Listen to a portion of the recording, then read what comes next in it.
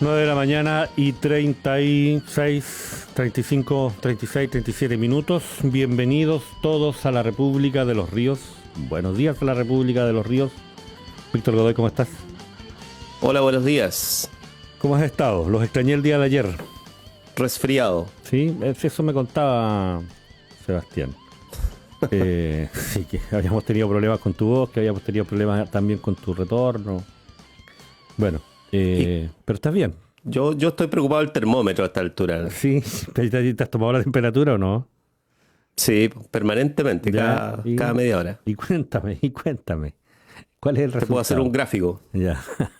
No, pero se mantiene. ¿Para qué alarmas a la gente, Víctor? Qué feo eso. Oye, yo ayer recorrí diversos sectores rurales realizando una labor de cierta información que queríamos corroborar respecto de cómo se estaba presentando los efectos colaterales de la pandemia en el campo, en la región. Y fíjate que hace un par de semanas recuerdo haber hecho un ejercicio similar y me encontré con muchos puestos sanitarios en muchos lugares donde se me tomaba la temperatura y se me advertían algunos consejos. Ayer no encontré nada. Solo ahí en el acceso de la Unión había uno de estos pórticos donde te rocean el vehículo con un líquido de extraña procedencia y más extrañas consecuencias, pero nada, no hay ni un despliegue sanitario propio de otras semanas, de otros tiempos, ¿ah? ¿Aló? Y ese líquido como por fuera, ¿no? Tú cierras las Sí, ventanas. sí, eso es. Tú cierras las ventanas y pasas creo que aquí en Valdivia funcionaron también algunos pórticos. En Antilue hubo uno de esos también hace un mes probablemente, pero es cosa, eh, ya no los he vuelto a ver, digamos. En definitiva, tú transitas por la región, transitas por el territorio sin mayor dificultad aparentemente y no existe ningún tipo de Sí. dispositivo que lo digo, en Claro, algún pero hay momento estuvo, cuarentena declarada en Santiago. claro, en algún momento estuvo muy presente porque yo supongo que alguna función tendría. Yo supongo que si estuvo muy presente era porque era necesario. No creo que haya sido solo una medida comunicacional cuando teníamos al intendente, al jefe de zona participando de estos controles sanitarios en Los Tambores, en Lanco, en el acceso de Río Bueno, estuvieron también en el acceso pasado al cruce de San Javier o en las inmediaciones del cruce de San Javier en el ingreso a, eh, a La Unión. Estuvieron también, había una barrera similar en camino a Lago Ranco, en las inmediaciones, no, antes de Ignao, digamos. Hubo Tú un dices, despliegue bastante generoso de estos dispositivos de control y de pronto desaparecieron todos como si no fueran necesarios. Esa es mi inquietud nomás. tú dices que los intendentes no debieran hacer movidas comunicacionales. No, yo no digo eso, yo estoy preguntando por qué estuvieron tan presentes y fueron tan controlados por las primeras autoridades en algún minuto. Yo supongo que es porque tenían una relevancia muy importante, eso es lo que a mí muy significativa dentro del proceso de control de la presencia de la enfermedad. Si no, no hubiésemos Preguntémosle visto a ese alguien que sabe. despliegue. Entonces me pregunto, si son tan importantes, ¿por qué de un momento a otro simplemente desaparecen? Mira, y aquí nadie dice nada. Preguntémosle a alguien que sabe. Considerando que además significan un despliegue de recursos, no sé si menor o mayor, pero un despliegue de recursos públicos que se necesitan para controlar en otros frentes probablemente la presencia de la enfermedad. Eso nomás. ¿Para qué pones palabras en mi boca, Víctor? Qué mala costumbre esa de los periodistas, ¿ah? Preguntémosle a alguien que sabe, decía. Preguntémosle a alguien que sabe de malas costumbres de periodistas. Saludémoslos, por favor, No, de presenta. intendentes. No, y además es cierto. Saludémoslo. Víctor. Bueno, bienvenido. Está con nosotros el doctor Egon Montesinos, director del Centro de Estudios Regionales, y con algún momento y pasó del, por allí, digamos, y del por la Instituto de intendencia, Administración. pero ya lo tenemos aquí, en Sí. propiedad. ¿Cómo está, Egon? Y muy bien. Y del Instituto de Administración también, por favor. Perdón, director del Instituto de Sí. Administración. Víctor, Sí, porque ese cargo además es importante porque te eligen los pares, te mira, eligen los colegas. Entonces hay que siempre darle su lugar a los cargos de representación popular. Este es una representación popular pequeña, pero igual es Pero ya una vendrán polis. otras. ¿Ah? Ya vendrán otras. No lo sé, pero al menos en esta represento ahí a varios colegas. Es uno de los institutos más numerosos de la universidad. ¿Cuántos? Cuando dices más numeroso, 24 colegas. ¿de cuántos estamos hablando? 24 colegas. 24. 24 votitos ahí, ¿ah? Está bueno para Ya empezar, está está bueno pensando para en los votos empezar. al tiro. Oye, Víctor, un comentario técnico. La cámara está automáticamente enfocando el plano de tu micrófono, entonces esto parece desenfocado. A ver si puede, no sé si distanciar un poco el micrófono, veamos. Oye, ¿qué Oye, tal la cámara? o pon la mano en la Yo Yo cámara. lo Sí. pruebo de reflex. todas maneras, ¿sí? Te iba a decir, Víctor, tú decías, claro, conocimos a Egon hace un tiempo como intendente de la región de Los Ríos y bueno, abandonó el cargo, se incorporó a la Universidad Austral de Chile rápidamente, por supuesto, como director del Centro de Estudios Regionales, posteriormente como académico del Instituto de Administración Pública, ya como panelista estable también en nuestro espacio radial República de los Ríos, pero en esa trayectoria, Víctor, a mí me hace falta un evento muy significativo, no sé si a ti tú lo extrañas también, ¿Cuál? A ver. la pagada de piso. ¿Cuál? Po. La pagada de piso. Tengo pendiente la pagada de piso y por supuesto la pagada de piso de académico, director de instituto y de profesor titular. También en ese momento la comprometí. Bueno, pongamos la radio en Y ese... uno puede elegir a cuál ir, ¿o no? También, ¿Ah? no, yo preferiría Bueno, poner la pero radio en ese itinerario. Oye, pero podemos ir a Nueva Zelanda, allá ya no pasa nada. Ya, vamos, Vamos a vamos. agarrar un vuelo charter O a Vietnam. y los llevo para allá. ¿Ah? Ya. A Vietnam. ¿También no pasa nada en Vietnam? O sea, está todo pasando, digamos. Lo que sí hay que andar con mascarilla, Ya. pero no hay casos. Bueno, pero vamos al grano, dijo ¿cómo se llama? Dijo los Bueno. pollos, dijo la gallina. ¿La gallina o el pollo? Ya me olvidé la pregunta con este preámbulo mareador de Miguel, me olvidé la pregunta. Bueno, pongamos la Estamos radio en desordenados porque no está el decano Juan Claro, Andrés Vara. el decano el que viene a poner orden acá. Sí, po. Pone Oiga, orden, viene a poner exacto. cordura. Viene a poner cordura. Bueno, iniciemos la conversación. Pues yo me estaba quejando de la cantidad de dispositivos sanitarios que habíamos visto en la región durante algún tiempo y autoridades regionales muy comprometidas en el funcionamiento y fiscalización presencial de todos esos dispositivos, acompañados de numerosa prensa, y de pronto esos dispositivos desaparecen completamente y mira que nadie dice nada, como si la verdad no hubiesen tenido ninguna utilidad en el control de la presencia de la enfermedad. Por ahí iban mis preocupaciones, pero la verdad es que lo estaba haciendo de mañoso nomás, pues ayer tuve un día largo de terreno y dado que nadie me tomó la temperatura al ingresar a una comuna o a otra, eh, tenía ganas de hacerlo, simplemente ver y sentir. La presencia Sí, mira, Egon. hay mucho hay mucho de hito comunicacional en la gestión no tan solo de este gobierno. Es una tendencia en América Latina, dado que entre el año 2000 y el 2010,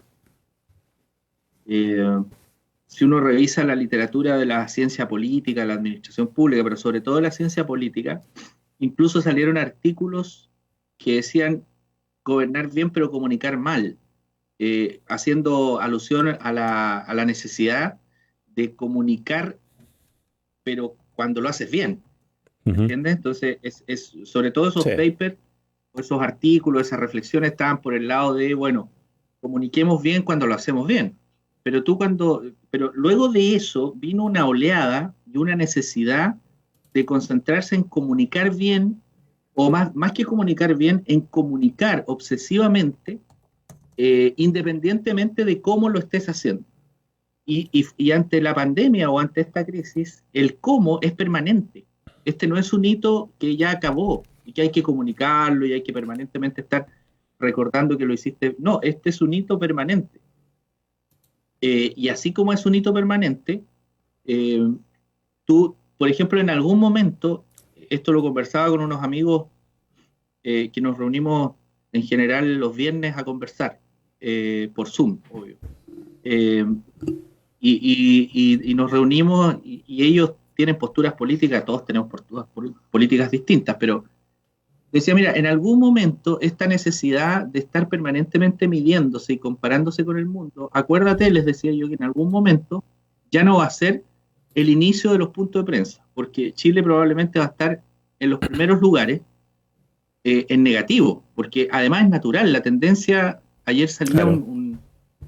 un escenario que planteaba la Universidad de Washington para Chile, que era en realidad temeroso.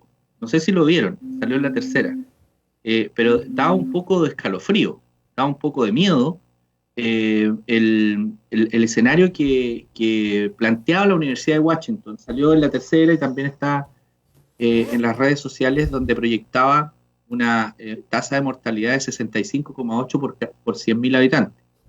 Entonces de verdad era como un escenario que, de ser así, Brasil y Perú, Chile serían los países más afectados ante esta situación. Y de paso va acompañado más bien este estudio. Hola Juan Andrés, ¿cómo estás? Hola, Iván, ¿qué tal? Hola, Muy Víctor. bien. Hola. Le pegamos Profesor una Varas. pelada, Juan Andrés. No, Horrible. no mientas, Vic. Que ya tengo más de la pelada propia. Sí. Sí, yo de verdad me arrepentí de haberte pelado tanto. No, hay que reconocer que un pelambre es muy sano. En esta época de confinamiento viene muy bien también. Sí. Pero sigue. Me terapéutico. interesaba mucho lo que estaba diciendo epidemiológicamente. Un abrazo. Mira, estaba señalando que ayer sale esta proyección de la Universidad de Washington respecto de que a comienzos de agosto iba a haber una tasa de mortalidad de 65,8 por cada 100.000 habitantes, lo que equivalía a que prácticamente íbamos a tener más o menos 12.000 muertos en esa época. Esa era la proyección de la Universidad de Washington. Y luego de eso, en paralelo, el ministro Mañalich hace una declaración diciendo que él reconocía que se había dejado persuadir, no recuerdo muy bien el concepto que usó, pero que se había persuadido, seducido erróneamente por las primeras recomendaciones que hubo en febrero o marzo. Entonces, tú juntas dos hitos que en realidad, por un lado, la Universidad de Washington haciendo esta proyección temeraria, que yo espero que no se cumpla, de verdad, honestamente espero que no se cumpla. A mí me dio mucho miedo. Yo soy asmático, mi familia es asmática y de verdad siento miedo por esta proyección. Mi mamá también es población de riesgo, etcétera. Entonces uno se imagina, dice, wow, no hemos comenzado ni siquiera a subir la meseta, de acuerdo a esta proyección. Suma este hito comunicacional que a mí me preocupa, y tienes entonces, a propósito del reclamo de Miguel, que esta tendencia de que tienes que comunicar bien, aunque no estés haciéndolo bien para varios actores, tienes esta preocupación, que es decir, bueno, hay una pauta que en mi concepto viene desde el año 2006, una tendencia en que los gobiernos deben comunicar lo que se les ordena comunicar. Por lo tanto, hay una necesidad de comunicar éxito de parte de los... Estoy hablando desde el 2006, ¿eh? Esta es una tendencia que viene a raíz de este comentario que te decía yo, que en la ciencia política se planteó esta tesis de que había que comunicar bien, que gobiernas bien y comunicas mal, que fue a comienzos de los 2000 una gran crítica que se le hacía a los gobiernos latinoamericanos, especialmente a los gobiernos progresistas que se instalaron, Toledo, Lagos en Chile, Toledo, Enrique Cardoso, etcétera, en Brasil, que se les criticaba que gobernaban supuestamente bien, pero comunicaban mal. Pero eso fue una crítica en su momento desde una disciplina de la ciencia política, pero después se instaló como una práctica que en mi concepto no le hace bien a la política. Porque si hay algo que creo que en estos momentos la gente valora mucho, es la honestidad del gobernante. Y la honestidad del gobernante, gobernarla con información lo más completa posible. Entonces, este es el argumento que te quería plantear, Miguel, frente a tu preocupación. Yo creo que hay dos cosas en lo que tú decías, esto instrumental y una cuestión que yo creo que en momentos de crisis uno tiene que gobernar con honestidad, lo más transparente posible. Ya lo decía la subdirectora del Instituto de Wuhan, en China, que ella decía, recomendaba dos cosas: honestidad y colaboración, nada más. Decía, esa es la clave para este tema. El virus, el COVID-19, decía ella, es la punta del iceberg de una cantidad de virus que pueden ser detonantes de una gran crisis para adelante, decía ella, ni siquiera ahora. Ujú. Sí. Sí, de hecho, la OMS, desde el principio, desde marzo, yo recuerdo haber leído los reportes que enviaron a todos lados acerca del tratamiento comunicacional de la crisis y decían lo mismo. El tema es que, llegado el momento, la cantidad de información produce otro fenómeno, que es esto de que la mayoría de esa información llega por circuitos que no son formales, ¿no? Las redes sociales mandan mucho en eso y ahí comienza a desvirtuarse bastante este círculo virtuoso de transparencia, información, ¿no? Colaboración, como tú decías. Y pasa a ser un problema todo lo que dices. O sea, mientras más comunicas, más complejo es el proceso de asimilación de la información, ¿no? Se entiende, ¿no? Que se complejiza la explicación y por lo tanto al otro lado, o lo que sucede en el entorno, es que las interpretaciones son muy variadas. Y eso le pasó al ministerio en su momento, eso fue principios de abril, tuvo que volver atrás un poco y tratar de retomar comunicacionalmente la agenda. El ministro fue muy importante en eso, muy relevante, y sigue siéndolo. Pero claramente estamos en un momento distinto y ese momento ahora ya tiene que tener otras soluciones comunicacionales. Ya no se trata de resolverlo todo con la vocería diaria. Al contrario, eso complica mucho más la situación del ministerio. Y no del ministerio, del gobierno al final, digamos, ¿no? Políticamente esto yo creo que está siendo leído. Juan Andrés Varas, ¿cómo ve el asunto? Yo tengo la idea de que la declaración del ministro Mañalich no es una declaración hecha a abuela pluma o a la pasada o porque se le ocurrió en el momento. Es una declaración que está, yo diría, muy meditada. Incluso más, si uno mira el fraseo, ¿eh? El fraseo es un fraseo pensado. A ver, nadie habla en un punto de prensa así, más bien informal o coloquial, de que hasta yo mismo me dejé seducir por esas estadísticas que ahora se han caído como un cuchillo de naipe. Perdón, pero esa es una construcción pensada, ¿no? Y entonces lo que hay que preguntarse, creo yo, es cuál es la razón por la cual el ministro hace esa declaración meditada, ¿eh? Y mi impresión es la siguiente, y quiero juntarlo con una experiencia personal que ayer viví. Ayer me tocó salir, hace mucho tiempo que no salía 2 veces al día de la casa. Tuve que ir a Sodimac muy temprano en la mañana y después a cortarme el pelo, porque ya estaba desesperado con la pelada arriba y las mechas para abajo en la tarde. Entonces, con todas las medidas de seguridad. Pero lo que me llamó la atención profundamente es que si uno sale al centro, uno ve una cantidad de gente circulando,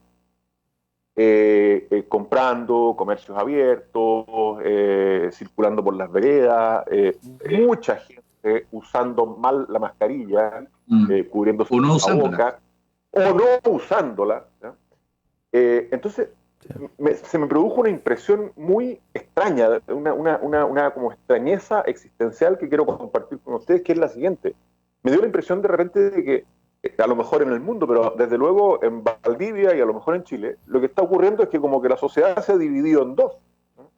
Los que tienen un cierto respeto, llamémoslo así, por el virus y la enfermedad del COVID, y los que no, y que están haciendo su vida más o menos normal, con las justificaciones que sabemos que existen, o a lo mejor sin esas justificaciones. Y eso yo creo que produce consecuencias epidemiológicas graves. Entonces resulta que yo creo que el ministro de Salud, que tonto no es, está viendo algo parecido, ¿no? Y sabe que estamos todavía lejos de un pic como los que se vivieron en Europa. Fíjense ustedes que en Italia y en el Reino Unido y en Francia y en España, en su momento peak morían 600 personas al día. 1000 llegaron España, a morir. Sí, claro, y ojo, España tiene 50 millones de habitantes, más o menos. Nosotros somos, digamos así en números muy redondos, 20.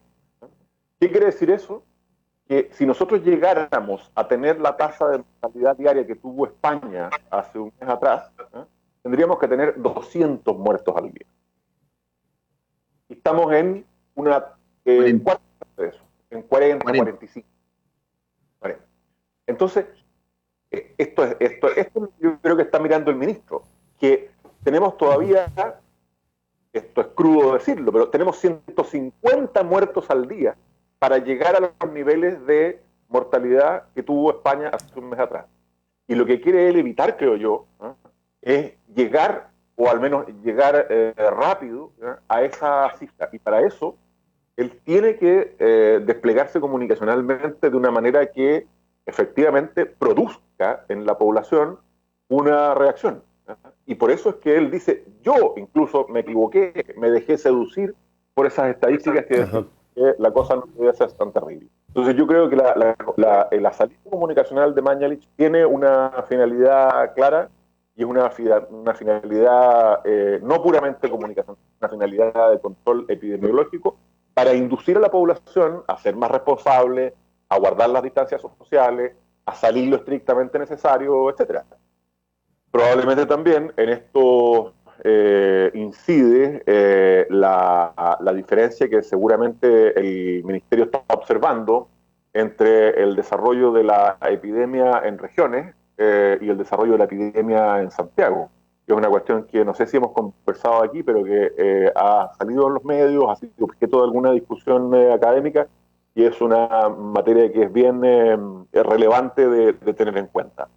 Yo creo que el Ministerio está aspirando a que Santiago se estabilice de la manera en que se han estabilizado algunas de las regiones del país en donde la tasa es muchísimo menor que en Santiago y que en Chile en general. Si uno mira las cifras, por ejemplo, contagiados activos, es decir, de gente que está enferma y que está contagiando a otros. Sintomático. En los ríos, y la mira en el país y piensa que la región de los ríos es el 2% de la población del país, nosotros deberíamos tener, no sé, creo que 600 contagiados activos o algo así, o más, ya no me acuerdo, que es el 2% de los contagiados activos en el país. Y tenemos, no sé, ayúdenme con las cifras, por favor, pero 200, no superan 200, no menos. Activos creo que son menos. No activos. Porque los peligrosos son los activos, porque uno se contagia y se mejora o se muere. Entonces, el mejorado no contagia y el muerto tampoco. Entonces, el foco se distribuye por los contagiados activos. Esa es la cifra que es relevante epidemiológicamente. Lo otro es historia. Y nosotros tenemos mucho, y no somos la única región. Muchísimas regiones de las 15 del país tienen números de contagiados activos notoriamente más bajos que los que tiene Santiago en proporción a la población del país. Entonces yo creo que también se está mirando a esa figura, a ese fenómeno, y por eso Mañalich había hecho también unas declaraciones unos días atrás, haciendo ver esta diferencia entre Santiago y las regiones y apuntando a que en regiones, gracias a un comportamiento parece más razonable desde el punto de vista de la distancia social, etcétera, se estaba pudiendo volver a lo que volvió a llamar una nueva normalidad, que además se ha instalado en el mundo, el New Normal. O sea, este no es un invento de los comunicadores en Chile, la idea de la nueva normalidad. Así que yo creo que es una acción comunicacional meditada y con una finalidad epidemiológica, un llamado a la responsabilidad, al cuidado, si lo quiere poner en términos más dramáticos, a que nos entre un poquito de susto también.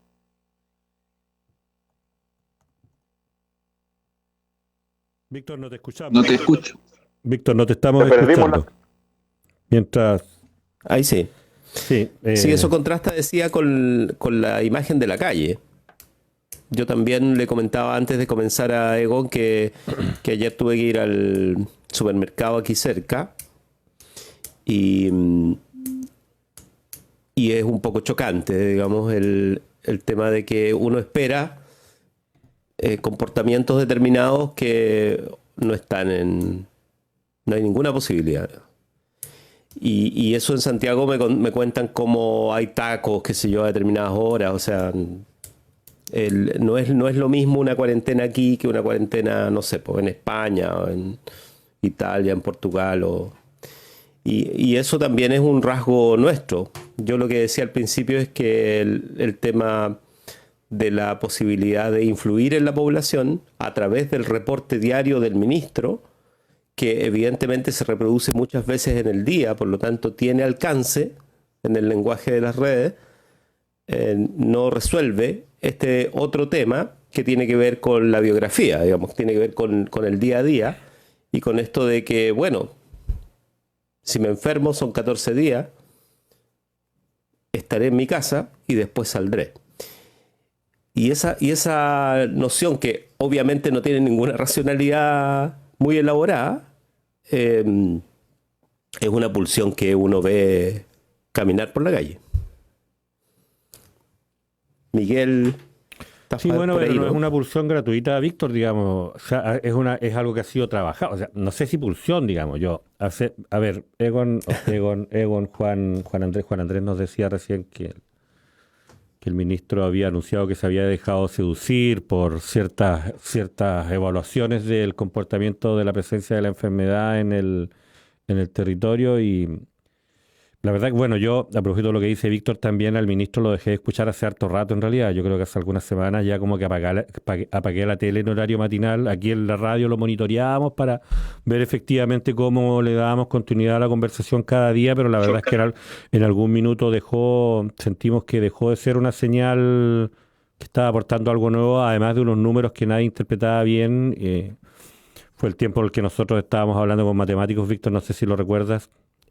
Tuvimos a Ricardo Baeza Yates en la radio y a otros, incluso algunos académicos de la Universidad Austral de Chile. Intentamos hablar con algunos y nos dijeron que no, que a propósito de la gestión de sus proyectos política y financiera era preferible mantener reserva. Y en ese escenario dije, mira, sabes que parece que no es una línea conducente, veamos qué está pasando en otros lugares, y como que le bajamos el volumen al ministro. Y además era una época en la que el ministro estaba invitando a tomar café, estaba invitando a retomar algunas actividades, estaba invitando a el desarrollo de medidas de control y de seguridad que nos permitan retomar fundamentalmente la actividad académica. Ahora lo que pasó después fue otra cosa. Era el minuto en el que él decía que habíamos logrado aplanar la curva y faltaba poco para celebrarlo. Entonces, después de esas señales, el actual comportamiento de la comunidad a mí como que no me sorprende.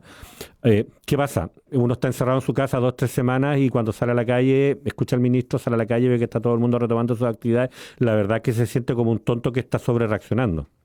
Se golpea un poco la cabeza y dice, oye, pero a ver, ¿para qué tanto? Sí, a lo mejor es posible retomar parte de la normalidad de la vida. Y lo que está ocurriendo ahora es otra cosa. Mira, nosotros en esos mismos días previos, Víctor, conversamos con Natalia Enríquez. Ella es presidenta del Colegio Médico Metropolitano, Colegio Médico de la región metropolitana, presidenta regional. Es internista en el Hospital San José. El Hospital San José en varias materias es un epicentro nacional. Vamos a conversar con ella hoy día a las 11 de la mañana para actualizar esa conversación, porque lo que nos dijo en este minuto es que aquí está todo el mundo equivocado, están simplemente haciendo una comunicación en función de objetivos que cuesta bien poco descifrar, pero que tienen que ver con mantener funcionando ciertas cuentas nacionales, y lo que se viene en la región metropolitana es un desastre como el que estamos teniendo en este minuto. En algún minuto el epicentro de la pandemia parece que estaba en Europa, ahora parece que se está terminando de instalar en Latinoamérica, pero se está terminando de instalar nomás porque esto todavía está creciendo. Se sabía que iba a crecer de esta manera, pero parece que en algún minuto se pensó que iba a crecer más rápido, y lo único que está ocurriendo es que está creciendo más lento. Y lo mismo está ocurriendo en las regiones, digamos. No es que tengamos no es que tengamos comportamientos distintos, sino que los ritmos son simples más lentos, pero van todos en la misma dirección. Se viene Valparaíso después de Santiago. A propósito, quiero insistir en que queremos tener una evaluación concreta, real, de primera mano de lo que está ocurriendo en la capital nacional, de manos de Natalia. Hoy día a las 11 vamos a tener ese contacto. Pero ya en las conversaciones con Natalia nos adelantaba que lo que está pasando en Valparaíso va a comenzar a tener dentro de algunas semanas un tono desastroso, y lo mismo va a empezar a ocurrir en algunas semanas más en las demás capitales regionales. Hace un mes, cuando discutíamos esto, lo que discutíamos no era que los números eran distintos, era que había números que estaban siendo escondidos. Nosotros aquí mismo en la radio tuvimos la esposa de un colega fue declarada positivo hace algunas semanas, preguntamos por su grupo familiar para ver cuál era el protocolo, y simplemente se les envió a hacer cuarentena. Sin ningún procedimiento a todo el grupo familiar, digamos, que comparte diariamente en una habitación en una casa que no tiene tampoco mucho espacio como para mantener el aislamiento de la misma familia. Se les mandó a hacer confinamiento sin verificar si eran positivos o negativos. Entonces, de esa manera es bien fácil mantener controlados los números. Es bien fácil tener 200, 300 contagiados diarios. Era una época en la que aquí todos los días teníamos un nuevo contagiado, otro nuevo, después teníamos 0, y los comentarios de las autoridades era que lo estábamos logrando, digamos, a propósito de este ritmo tan controlado que tenía la presencia de la enfermedad.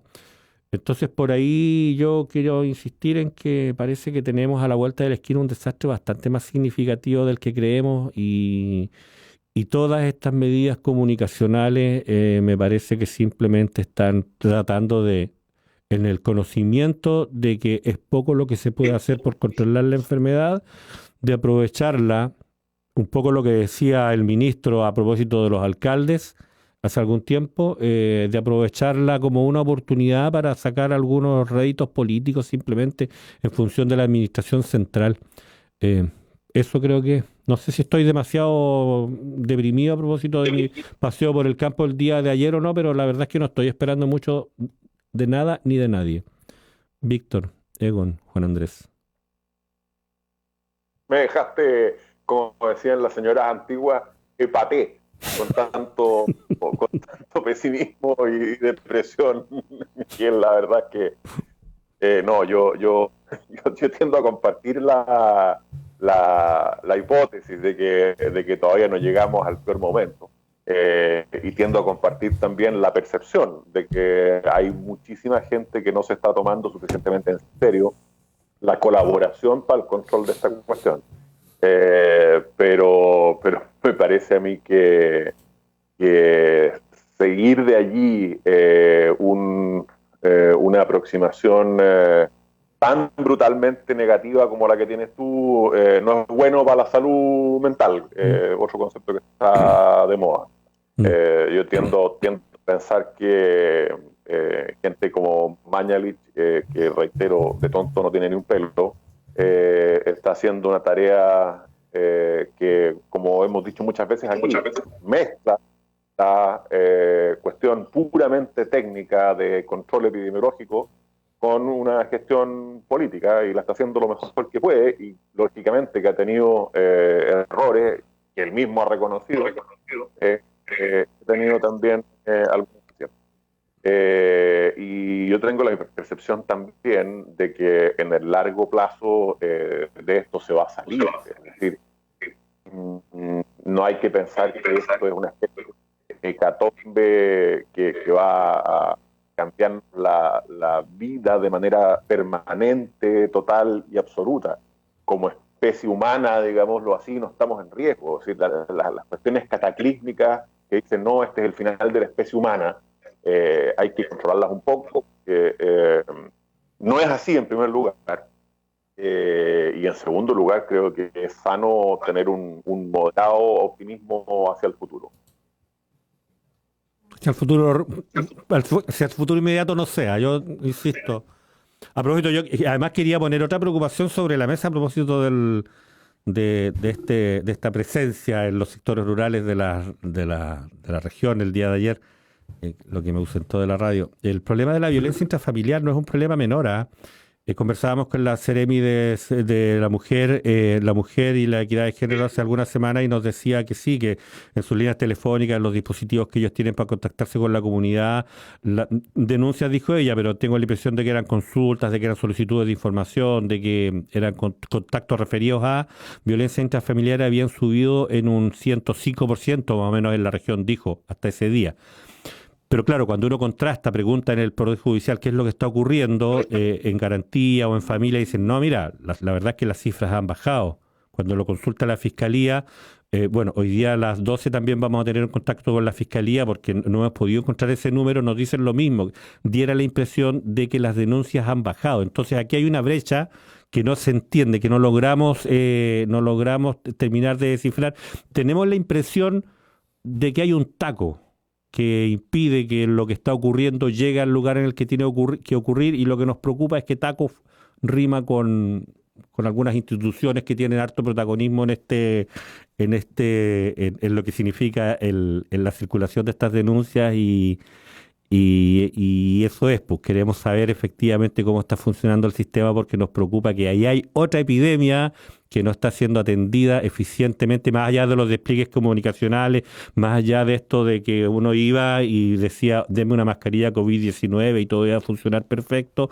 Hay algo que no está funcionando y las consecuencias que podría tener, no solo en lo que a violencia hacia la mujer se refiere, cuando hablamos de violencia intrafamiliar, sino también fundamentalmente en lo que a vulneración de derechos de niños y adolescentes puede contener.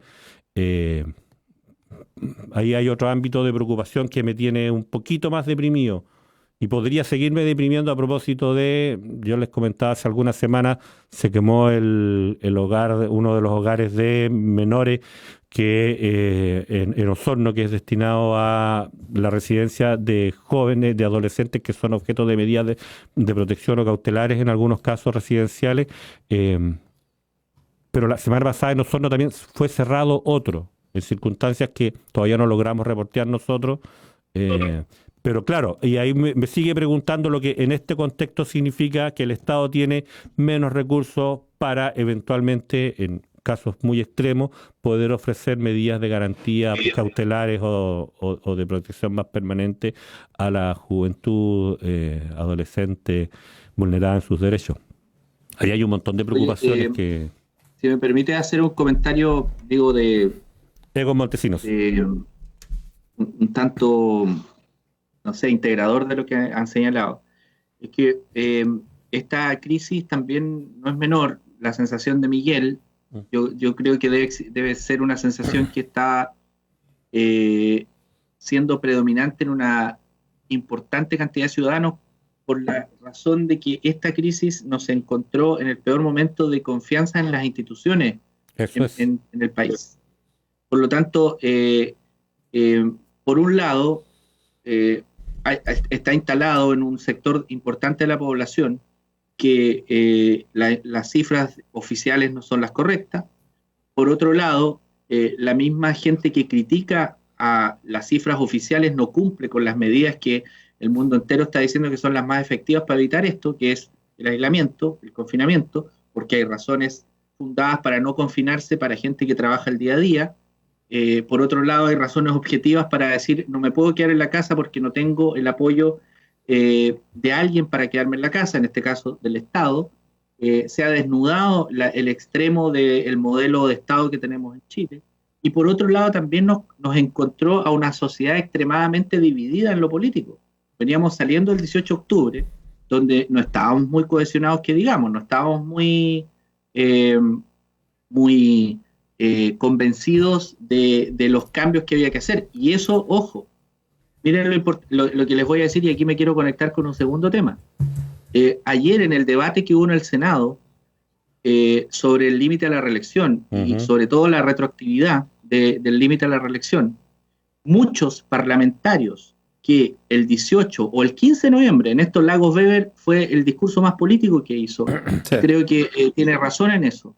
Muchos parlamentarios que estaban el 15 de noviembre cuando se hizo el acuerdo, o el 12 de noviembre, ya no recuerdo muy bien, convencidos de ponerse la retroactividad ahora, de inmediato, incluso muchos de ellos estaban planteando vámonos todos, ayer se abstuvieron o votaron que no. Porque de alguna manera salieron con argumentos de que, yo me estuve viendo el debate casi 3 horas y la verdad es que son sorprendentes porque más cuando uno habla en el Zoom, bajo esta lógica cree como que nadie lo está escuchando. Y pareciera ser que los argumentos, a mí me sorprendieron la calidad del argumento, que eran muy bajos, salvo el argumento de Huanchumilla, que me parece que es notable la capacidad argumentativa, y fue al grano, fue al punto.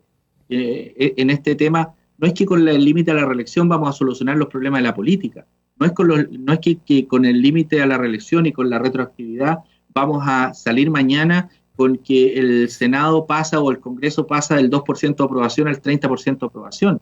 No, era prácticamente responder a una demanda ciudadana de, ya a estas alturas, no de desencanto con el Congreso, sino que de rabia con el Congreso, porque no se ha cumplido mucho de lo que se planteó el 15 de noviembre y que los mismos parlamentarios señalaron. El tema de la reducción de la dieta la tiraron para la ADP. Ayer queda la sensación de que se prohíbe la reelección, pero no para mí, decían en los argumentos, sino que para los que vienen. Nosotros que estamos podemos todavía seguir siendo reelectos. Entonces nos pilla en este momento de falta de confianza a las instituciones, de una gran distancia entre lo que plantea un sector importante de la sociedad y lo que plantea la élite política. Entonces, claro, la sensación de Miguel debe ser una sensación importante en la sociedad. Es decir, no le creo a nadie, pero ojo, pues, tampoco hay muchos de aquellos que dicen que no le creo a nadie, tampoco ponen de su parte como para, o sea, esto que dice Juan Andrés de que está lleno el centro, o sea, yo también lo he visto. Hay una cantidad de gente circulando, entonces pareciera ser que no estamos en una situación tan compleja como esta, y el remedio que todos dicen es aislamiento. Y si tú dices, bueno, pareciera ser que no creo que toda la gente anda haciendo temas o trámites esenciales en el centro. Pareciera ser que no todo lo que se está entregando como mensaje se cree, porque hay una falta de confianza a quien me está emitiendo el mensaje.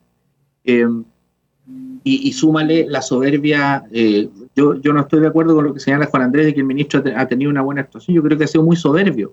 Y la soberbia se transforma en protagonista en las medidas que está impulsando. Entonces, cuando una actitud tuya es protagonista en un ministerio tan importante como este, bueno, se mezcla todo esto. Y hoy día tenemos esa sensación de Miguel, que me imagino yo que debe ser una sensación importante, no sé si mayoritaria, pero importante en este tema. Pero quería poner esto porque igualmente ayer desde el Senado creo que se da una señal totalmente equivocada respecto de lo que surgió en noviembre del año pasado. Voy a ir a buscar agüita por si acaso. Víctor, Juan Andrés.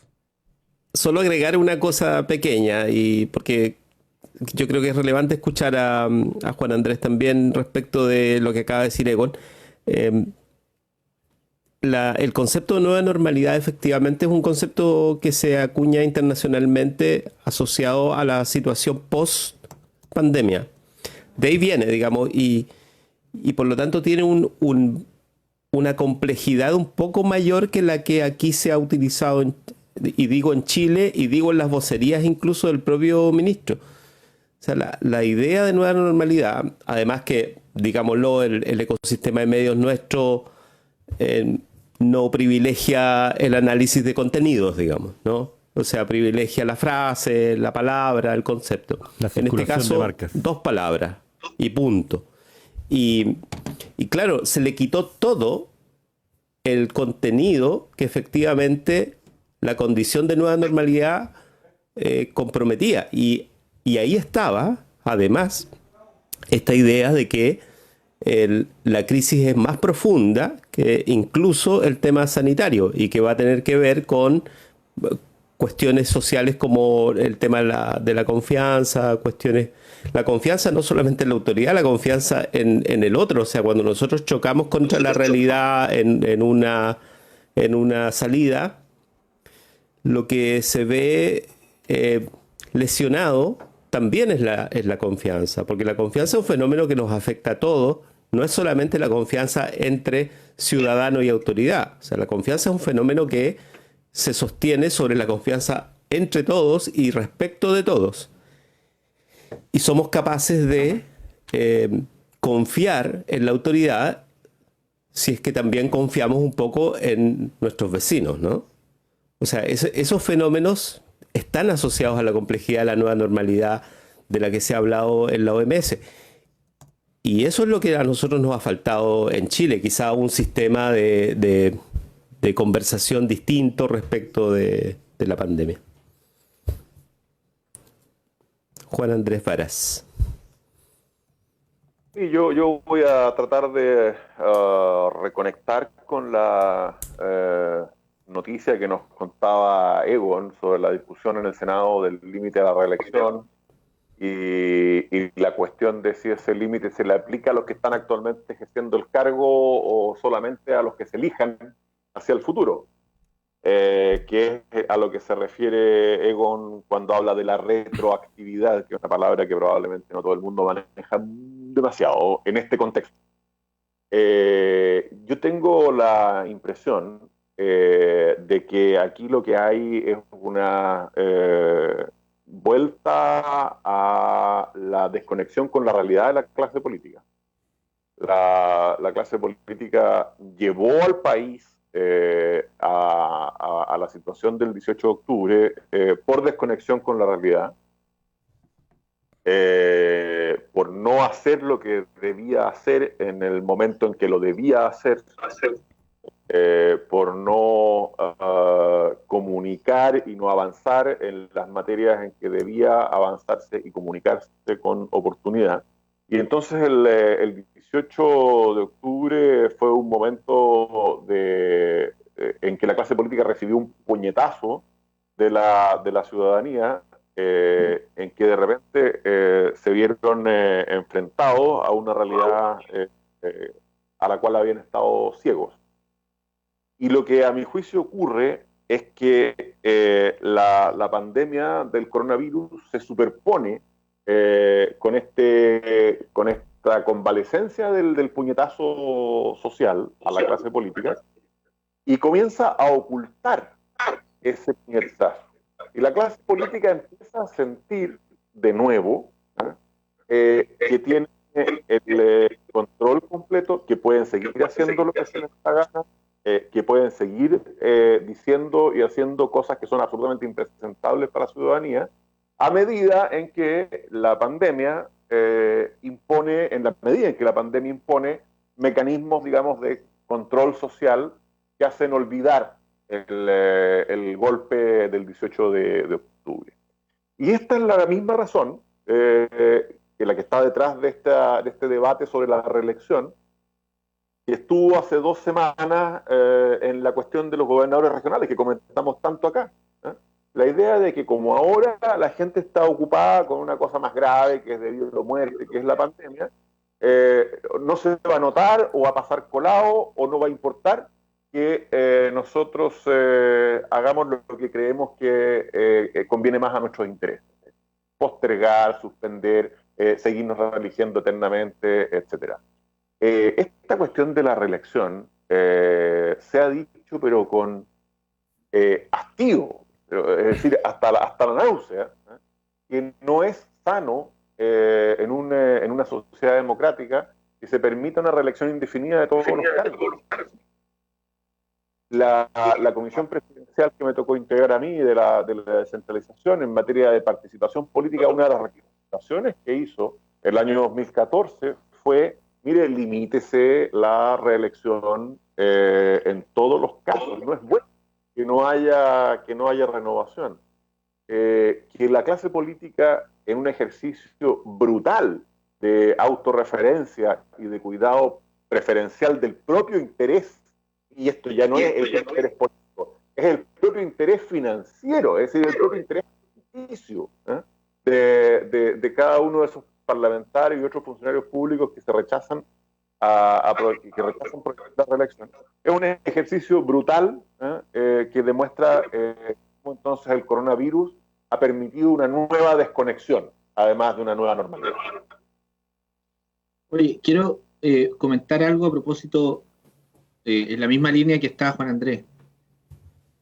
Fíjate que ayer me llamó la atención en esta discusión, porque lo que se aprobó fue el límite a la reelección, pero no se aprobó, no hubo acuerdo en la retroactividad, es decir, que les afecte a quienes están hoy día en el Congreso, a los propios involucrados, los incumbentes que se le llaman. Entonces, mira, por un lado, acá no es que haya ganado o perdido el gobierno, no es que haya ganado o perdido la oposición, no es que haya ganado o perdido la Chile Vamos, no, acá hubo una derrota de algo que surgió el 18 de octubre. Esto es muy simbólico y hay que plantearlo. Acá no perdió el gobierno, porque fue, y no perdió ningún sector político. Acá, si hubo una derrota, creo que fue del progresismo chileno. Fueron los más derrotados, porque en el fondo, esta demanda es una demanda por profundizar la democracia, perfeccionar la democracia. No hay argumento suficiente, y esto es importante decirlo, sobre si con el límite a la elección se perfecciona la democracia. No hay evidencia que sea excluyente, pero sí se derivan del límite indefinido problemáticas que son perjudiciales para la democracia, el enquistamiento en el poder, pero hay otras ventajas también, la profesionalización, etcétera. Pero hoy día teníamos un problema. Hay todavía una molestia generalizada con que hay una casta política que se renueva permanentemente, porque, ojo, fíjate tú que tampoco vamos a solucionar el problema de las caras nuevas con esto, por una razón muy sencilla. El 70% de la Cámara de Diputados es nueva, se renovó. Si tú revisas, son caras nuevas. El 78% de los senadores que se eligieron en el 2017 son nuevos. Pero el punto no es que sean nuevos o no, el punto es que pertenecen a una misma élite. Y la gente lo que dice, mira, si son los mismos de siempre, no es que el tema no es que cambiemos el rostro. Tú cambias el rostro, pero pertenece a la misma casta. En el fondo es eso lo que ayer estuvo en discusión. Y creo que lo entendieron muy bien algunos senadores. Lo entendieron, pero yo quiero destacar aquí a tres. Arboe, que no es santo de mi devoción, pero los argumentos de Arboe fueron muy potentes. Lagos Weber, muy bien. Y Buenchumilla, notable. Yo lo quiero tener de profesor a Buenchumilla. O sea, es notable cómo ayer planteó el debate entre la ética de la convicción, la ética de la responsabilidad. Dijo, yo soy muy amigo de Pizarro. Quiero mucho a Jorge Pizarro. Tenemos una historia en común. Pero la responsabilidad de este cargo me dice que hay que avanzar en esta dirección. Fue notable. Entonces, ayer no hubo una derrota de ningún sector político. Acá lo que hubo fue una derrota de una demanda que surge el 18 de octubre. Por lo tanto, ojo que es la primera derrota de las demandas que surgen en el 18 de octubre. La segunda puede ser la rebaja a la dieta parlamentaria. Entonces, ojo en esto, que aquí hay que poner, esto fue transversal. Ayer hubo votos del no desde la UDI, de la DC, del PS, del no a la retroactividad. Porque hubo más consenso en el límite a la reelección. En el límite a la reelección hubo 35 votos a favor. Pero en la retroactividad no se alcanzó el quórum, que eran 26. 22 votos hubo solamente a favor de la retroactividad y quedaron 4 PPD. Ojo, que el PPD es el partido que menos, que ayer tuvo 4 abstenciones. Jimena Órdenes, Guido Girardi, la presidenta de la Cámara, Adriana Muñoz, y el cuarto PPD, Quintana. Solo hubo 2 senadores PPD, Lagos Weber y Arboe, que argumentaron con mucha convicción. Y ojo, el tercer elemento que a mí me parece que aquí se fue mucho en la discusión chica en algunos parlamentarios, que quieren sacarme por secretaría, que aquí hay un tema contra algunos parlamentarios. Hubo una mezcla de cosas. Mira, hubo discusiones y fundamentos muy hermosos, tipo paper, como para enmarcar eso tipo el Congreso de los 70, de los 60, donde había mucho trasfondo y mucho trasfondo ideológico. Uno aprendía de los políticos en esa época. Me cuenta, yo no nací en esa época, pero uno al leer aprende de los políticos. pero también hubo mucho de discusión, no sé, con todo el respeto que me merecen los amigos ucranianos, pero ¿te acuerdas cuando se agarran a combos en los congresos ucranianos o en estos congresos nos muestran en la noticia? Hubo mucho de eso también, mucha pelea chica, mucho argumento pequeño. Entonces, ayer se desnudó el Congreso en mi concepto, la Cámara del Senado, desde los argumentos sustantivos, los argumentos muy políticos, los argumentos de noventeros y los argumentos instrumentales que no le sirven a nadie, que hubo un argumento de un senador que yo no recuerdo a estas alturas, pero casi me dio, o sea, no es que casi, me dio mucha lata escucharlo, que él se oponía porque quería que el pueblo decida. Porque y que la gente decida. ¿Cómo la gente va a decidir sobre la retroactividad?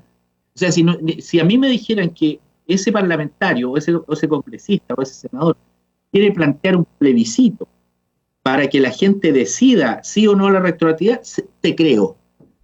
Pero si tú dices, no, mira, a mí la gente siempre me ha elegido y lo dejo a que la gente me elija, o otros argumentos livianitos, decían, mira, si todos estamos convencidos de que la retroactividad es dañina, bueno, no postulen entonces.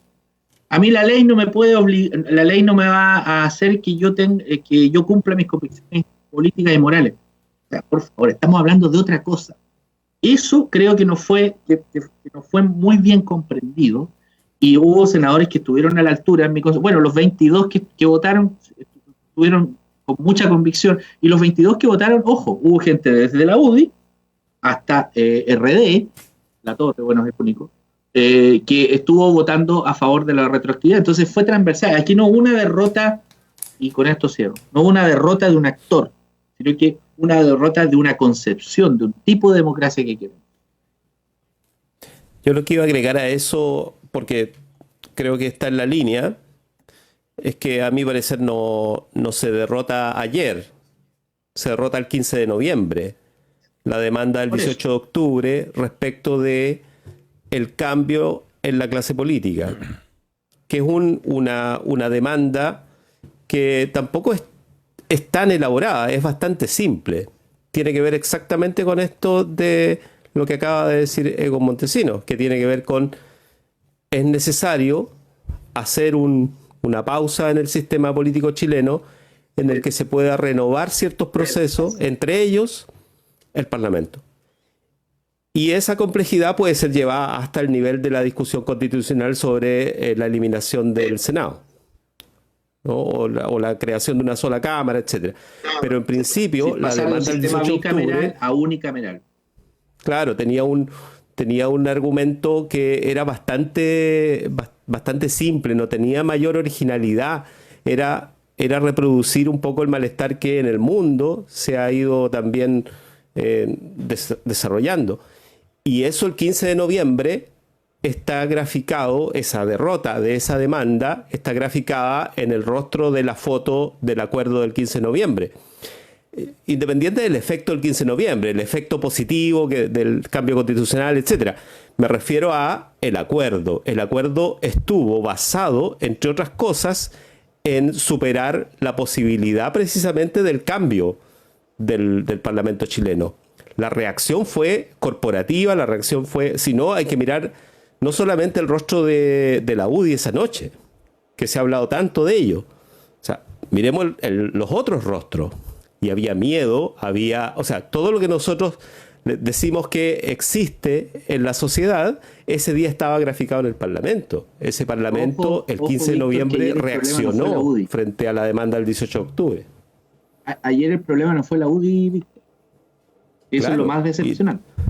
Claro, eso es lo que estoy diciendo. O sea, son los otros actores políticos que, o sea, Jasna Proboste ayer el argumento, de haberlo escuchado, ¿no? Era lo que pasa es que quieren sacarnos por secretario. Araya argumentando, Juan Andrés sabe más del derecho civil, dando a entender que el derecho de haber sido elegido era un derecho que no podía ser, que no podía anularse la retroactividad.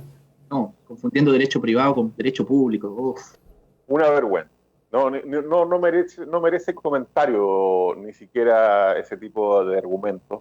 Y yo quisiera volver al tema que plantea Víctor, que me parece interesante, porque creo que hay que hacer una separación entre lo que ocurrió el 15 de noviembre y lo que ocurre ayer. Porque a mi juicio las expresiones faciales de los partícipes de ese acuerdo es cierto que responden al miedo, al temor, a la incertidumbre, también responden a la hora de la noche en que la foto se saca, Claro. digámoslo. Pero a mí me parece que la posibilidad de llegar a un acuerdo que sintonice con el llamado que había hecho el presidente de la República unos días atrás, de la clase política, tiene justificación ética, política y social suficiente. De hecho, cuando nosotros unos días atrás habíamos hecho con Egon un llamado en este mismo sentido, lo habíamos hecho diciendo que la clase política era la causante de los problemas que tenía el país, pero que sería un error tratar de salir de ella sin la clase política. Pero la dimensión que tiene lo de ayer en el Senado es completamente distinta, porque es una dimensión proyectiva una aspiración. Exactamente, que lo que finalmente se acordó es una aspiración proyectiva de la ética política pre-estallido social. La ética, digamos, del que lo que realmente importa es lo que yo pienso, lo que yo creo que es bueno para el país, lo que yo creo que es bueno para mi partido, no la sintonía con el ciudadano, en la que estoy de acuerdo con lo que se ha dicho aquí. Hay transversalidad, es decir, hay gente que está más en sintonía con la ciudadanía en la derecha, en el centro y en la izquierda. Esto es transversal, que realmente con lo que está percibiendo la gente. Yo por eso no me apresuraría a comparar las dos situaciones, la del acuerdo de noviembre con el de ahora. El acuerdo de noviembre me parece plenamente justificado, incluso desde el temor, desde la incertidumbre, desde esa posición de debilidad. La de ahora me parece injustificada, precisamente porque tiene ausente el componente de temor y tiene presente un componente de proyección que se basa en la ética política pre-estallido. Y eso es muy grave. Eso es muy grave. Es un juego de malabar para decirle a la gente estamos aportando a la concreción de una nueva democracia, pero a mí no me afecta. Dicho en sencillo, se trata de eso. Vamos a ver qué es lo que ocurre con las listas parlamentarias. A lo mejor llegamos un poco a lo mismo. Mire, para el futuro, sí, rebajen las listas parlamentarias, pero los que lo tenemos ahora, no. Esta excepción es total y completamente desconectada de la realidad que estamos hoy día viviendo, y está más desconectada todavía de la realidad que vamos a vivir post pandemia. Yo no sé cuánto de esto se va a sostener en una realidad post pandemia, porque el nivel de desconexión es brutal. Por eso hablé recién de una nueva desconexión.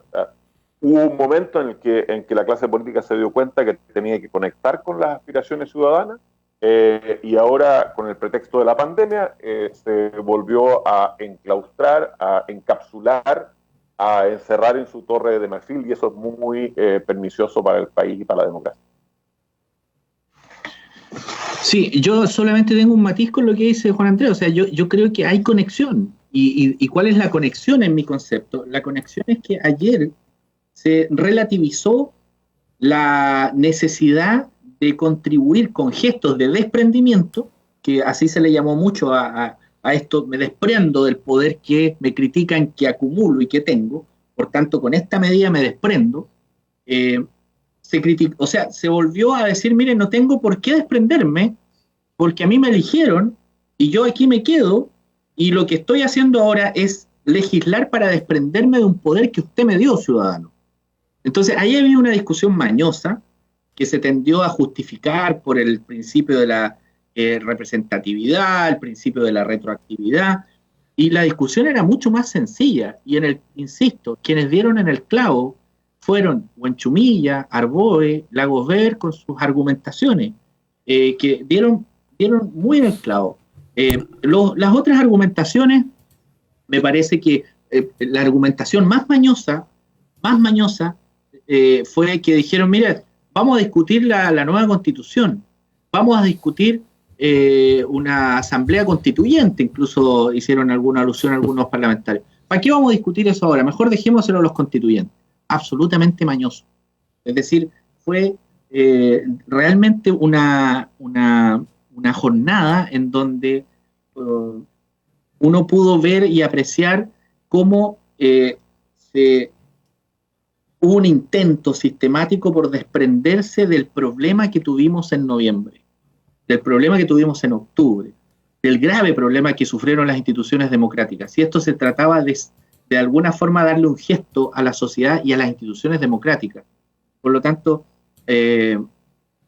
la verdad es que hubo una jornada, yo diría que muy lamentable. Ojalá que en comisión mixta se retome este argumento y ojalá que los diputados, que parece que tienen más convicción o hay una suficiente mayoría como para volver a retomar esto, se logre retomar, porque no es una señal para ningún, o no es una medida que va a solucionar nuestros problemas, y eso estamos claros, todos estamos de acuerdo en que esto no va a solucionar los problemas de la política, pero va a contribuir a dar un gesto, por un lado, de desprendimiento del poder, que se critica que está muy acumulado, y por otro lado, un gesto de decir, mire, somos parte del problema, queremos solucionarlo. Eso lo dijo, creo, Víctor Pérez, el senador de Biobío, y de alguna forma también es un argumento válido.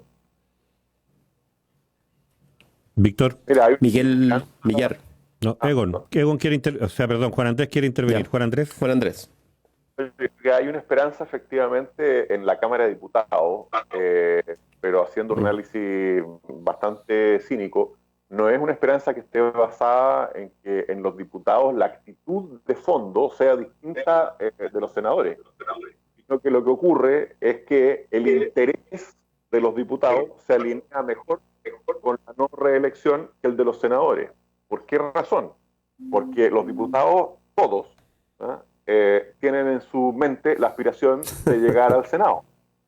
Sí. Entonces, en la medida en que aprueban una retroactividad en la no reelección permanente, se les despejan más cupos hacia el Senado. Y como todos creen que ellos van a ser los que van a ser el candidato a senador, entonces hay más posibilidades de que efectivamente el interés particular se alinee con el interés general en esta materia y pueda darse vuelta esta acción de allí. Hay por lo tanto alguna esperanza. El argumento de nuevo de que no podemos avanzar porque puede haber una nueva constitución que lo decida de manera distinta, que es el argumento de Quintana para suspender definitivamente la elección de gobernadores regionales, no lo voy a repetir una vez más, voy a decir simplemente la palabra, impresentable. Es una cosa que no resiste el metaanálisis y que yo a esta altura no sé cómo alguien que tiene responsabilidad política tiene la desfachatez y la cara para decirlo de manera... Oye, lo otro es que hubo muchos senadores que no van a ir a la reelección y que votaron en contra de la retroactividad. Era como tú por ejemplo, no sé si te has acordado o vivieron con abuelitos porfiados, que aun cuando estaban todos convencidos de que había que hacer, él decía, no, yo no lo voy a hacer así, porque yo estoy convencido que así no lo... O sea, parecían de verdad argumentos de abuelitos porfiados. A mí me llamó la atención eso, porque faltaron 4 votos, y con un amigo que estábamos whatsappeando ayer, me decía, lo más curioso y lo más penoso es que se va a perder con votos de la oposición, decía. Yo ahí no estaba de acuerdo con él, porque en el fondo creo que esto no era un tema de la oposición o del gobierno, creo que esto era un tema más bien para apuntar hacia una recomposición de la democracia en la sociedad. Oye, ¿puedo hacer una petición? Como no tengo Facebook, no sé si nos han hecho preguntas en Facebook para responder a nuestro público como Sí, gente Egon, que nos escucha, pues, a sí, diario. Egon, nos quedan 15 minutos eventualmente en estos momentos. Víctor, revisa los comentarios que tenemos en el Facebook o en otras redes sociales y nos Me preparamos insulta un para poco. comenzar a concluir No, solo la charla de hoy. cariñosa, por Juan favor. No Andrés. estamos después de los pesimismos del conductor, señor Millar, estamos para puras cosas cariñosas, no para insultos. Sí, vamos a ver. Víctor. Te ¿No los hay leo. ninguna pregunta o comentario? Sí, sí hay. Se los leo. Esteban Hernández dice claramente, estamos hablando de la conversación inicial, ¿no? Esto de el choque de la realidad con la definición de las cuarentenas. Esteban Hernández dice, claramente debido a la desobediencia de la población, están desnudando los miedos al peor escenario. Eso permite un mejor cumplimiento de las medidas. Me parece pura estrategia asumir el costo político y comunicacional en pro de generar obediencia. Y Carla Adman Fechi, que nos hace llegar un par de comentarios, dice, hubo un momento donde el centro de Valdivia y la comuna se detuvieron. La mayoría, entendiendo que era grave la situación y que llegarían los apoyos económicos para mantenernos en los hogares. Eso no pasó. Y la gente volvimos a salir. La mala comunicación estratégica en periodos de crisis y la falta de medidas coherentes a nivel sanitario, económico y social están pasando la cuenta. Un par de comentarios. Muy bien. Juan Andrés Egon. ¿Sí? Considerando que nos quedan 10 minutos, podríamos a lo mejor darle continuidad a esos comentarios, pero fundamentalmente concluir lo que hemos estado conversando el día de hoy. Yo sigo igual de pesimista y deprimido, sí. Uno a veces dice que es pesimista, que, no sé, trata de poner afuera de uno la mirada, pero la verdad es que la mirada siempre está bastante más dentro de uno que lo que uno cree. Sí, entonces tiene más que ver con el estado de ánimo que con cómo evalúa las cosas. Yo, a propósito del ministro, también creo que esta sobreexposición de todos estos meses en una cobertura de una pandemia que se ha parecido mucho al protocolo comunicacional del rescate de los mineros, la verdad es que personalmente le está pasando la cuenta. Ese tipo de sobreexposiciones no son inocuas para quien las experimenta. Y creo que es un dato que, a propósito de la evaluación muy positiva que hace de su desempeño Juan Andrés, eventualmente hay que incorporarlo en el análisis, ¿eh? Y discúlpenme esa dimensión que quisiera también incorporar al despedirme en la conversación y en parte de mi pesimismo. Juan Andrés Egon. Bueno, yo tiendo a pensar que todo lo que ha ido ocurriendo en materia de, para tratar de hacer una síntesis integradora, lo que ha ido ocurriendo en materia de control de la pandemia desde el punto de vista sanitario, y lo que hemos venido observando en la política nacional, se enmarca dentro de una constatación que hicimos nosotros en este programa hace, yo diría ya más de un mes atrás, que es la idea de que en tiempos de crisis, cuando esas crisis son agudas, se tienden a fortalecer los liderazgos individuales y se tienden a fortalecer los rasgos de centralización y concentración del poder. Lo que estamos viendo en materia de epidemiológica, de control de la enfermedad, es precisamente eso. Lo que estamos viendo con estas manifestaciones en el Senado, con estas manifestaciones respecto de suspensión o postergación de elecciones, es también exactamente el mismo fenómeno, el fenómeno de concentración del poder, aprovechando una situación de crisis generalizada. Y contra esa concentración del poder, los ciudadanos creo que tenemos que estar alertas y activos. Lo primero es estar alerta y ser consciente de ese fenómeno, porque en la medida en que ese fenómeno, como se decía hace un tiempo, pasa colado o pasa piola, bueno, se fortalece. Creo que es un deber nuestro como académicos y de alguna manera comunicadores hacer ver la posibilidad de que este fenómeno se produzca, porque en la medida en que lo hacemos ver, la ciudadanía empieza a ser consciente de ello, y al ser consciente automáticamente lo limita de alguna manera. Esta idea de postergar la elección de gobernadores regionales, por ejemplo, que en algún momento pareció que tenía agua en la piscina política, se detuvo, al menos por ahora, con una acción ciudadana concertada que le exigió a los parlamentarios que se pronunciaran al respecto, y a muchos consejeros regionales que se pronunciaran al respecto, y hubo ese pronunciamiento, y esa idea, al menos por ahora, se aparcó. Esto da cuenta de que la ciudadanía, incluso en tiempos de crisis, tiene una voz, tiene que hacer valer esa voz frente a la clase política para evitar esta concentración del poder, esta centralización de la gestión política y de las preocupaciones ciudadanas. El llamado es básicamente a eso, a concienciarse y a tomar una participación activa en la lucha contra la concentración del poder. Gracias, Juan Andrés Según Montesinos. No tengo mucho más que agregar, su señoría. Creo que lo he dicho todo. Recuerda que tiene en el itinerario de incorporación institucional a la Universidad Austral de Chile hay unos hitos pendientes. Víctor. Tengo que pagar el piso, me están cobrando el piso por Andrés.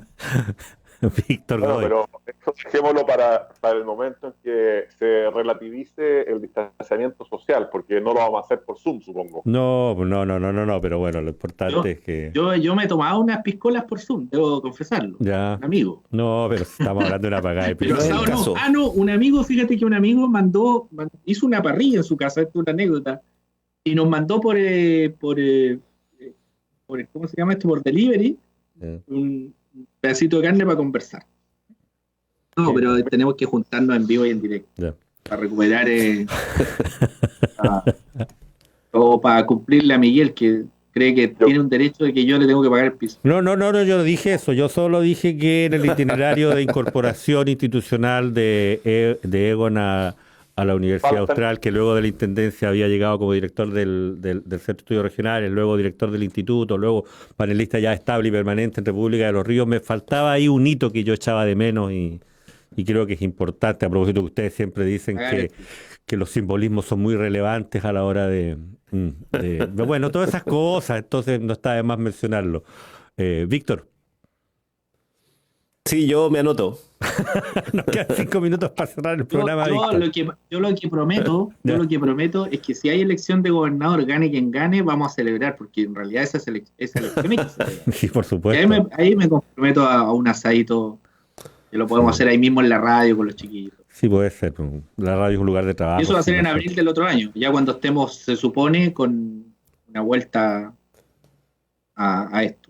Bueno, la radio es un lugar de trabajo. Nosotros no acostumbramos a hacer actividades. Víctor, no te rías, por favor. Nosotros no acostumbramos a hacer actividades festivas aquí con menos pensando en un animal, un cordero.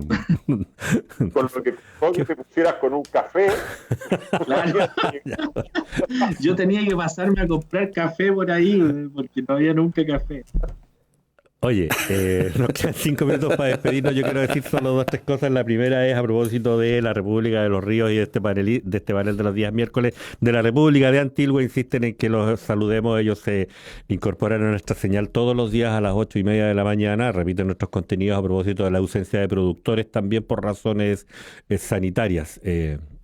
Limitaron el acceso a la sede, entonces solo están compartiendo a través de su radio comunitaria, la 107.7 de Antilgüe, la señal de Radio Universidad Austral de Chile, para procurar que los contenidos tendientes a lo que está ocurriendo, fundamentalmente en torno a la enfermedad, no estén ausentes. Esperamos, lo segundo, no defraudarlos, porque la verdad es que nosotros nos hemos distanciado un poco de la cobertura tradicional respecto de la enfermedad.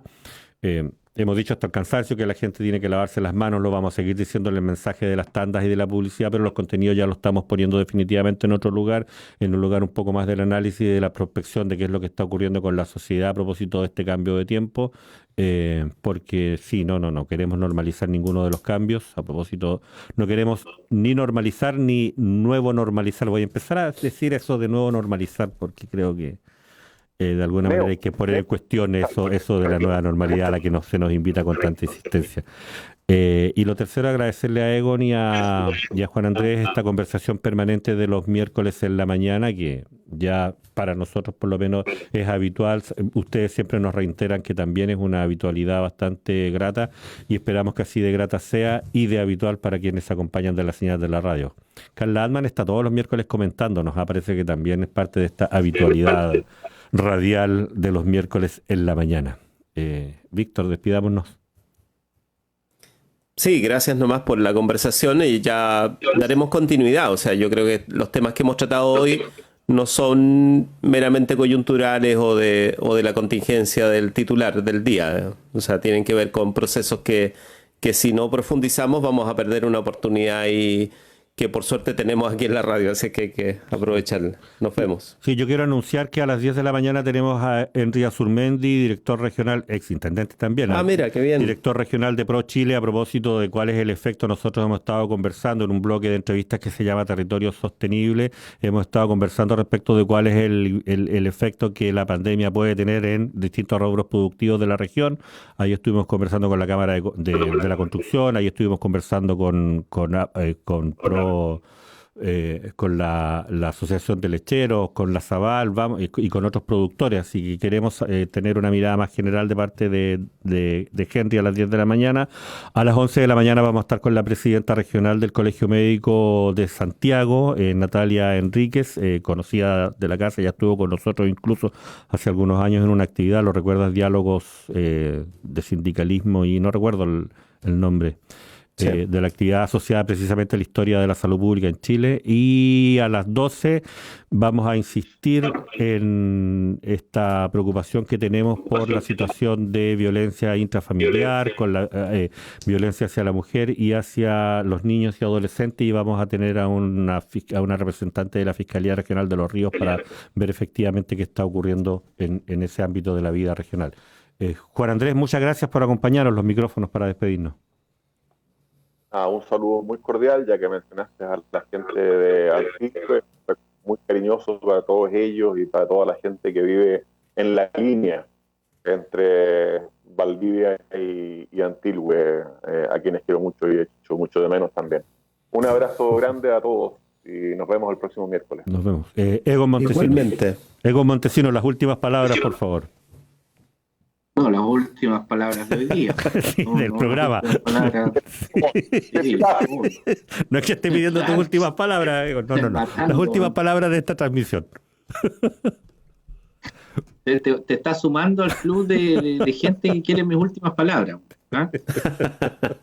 Que existe. Vamos a conversar después por interno. Fue un acto fallido, fue un acto fallido, cierra, es verdad. Por favor, las últimas palabras de esta transmisión.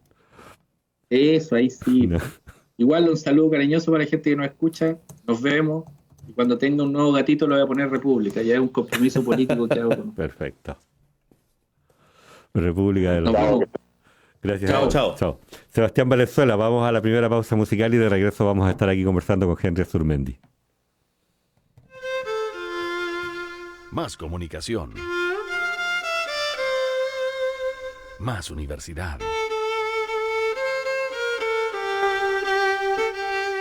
Radio Universidad Austral de Chile. La Universidad